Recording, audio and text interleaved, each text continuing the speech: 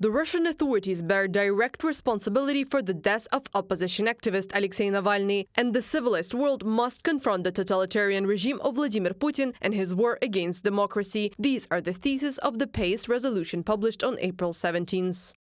The Assembly reaffirmed that under Putin the Russian Federation has become a de facto dictatorship and called for officially recognizing Putin's illegitimacy as President of Russia, strengthen the sanctions regime against Russia as a state sponsor of terrorism, as well as against Lukashenko's regime in Belarus, recognize the Russian Orthodox Church as an instrument of Russian influence and propaganda, which has nothing to do with freedom of religion and expression. Yevgenia Kravchuk, member of the Ukrainian delegation to PACE, on Facebook.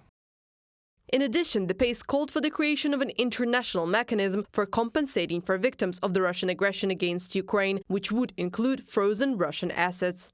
The MPs insist that Russia should also be held responsible for the systematic use of torture against Ukrainian prisoners of war and political prisoners. Parliamentaries from more than 40 countries, members of the Parliamentary Assembly of the Council of Europe, insist that any contacts with the Russian dictator must be stopped, except for solving humanitarian issues.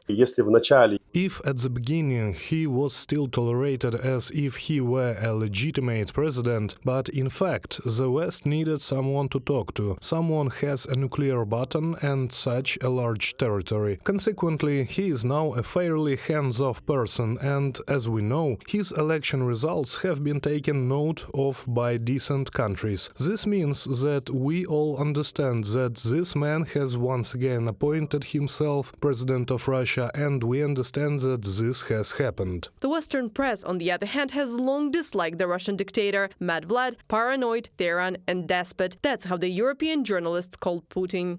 These are just a few quotes from an article in the British tabloid The Sun about the regime's repression of Russian scientists who are developing hypersonic missiles.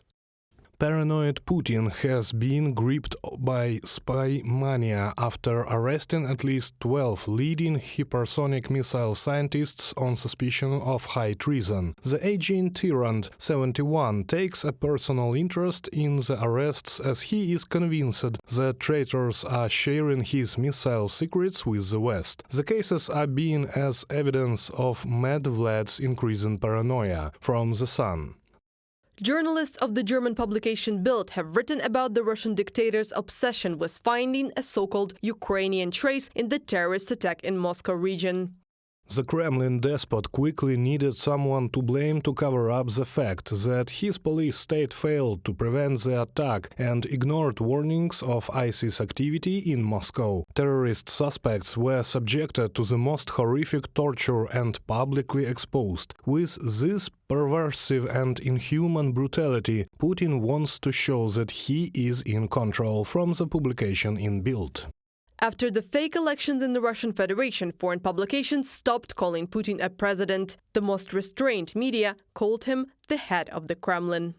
From April 1st, about 150,000 conscripts will be called up for basic military service in Russia, just as is always the case in spring. The corresponding decree by Kremlin head Vladimir Putin was published on Sunday. From publication in the Deutsche Zeitung.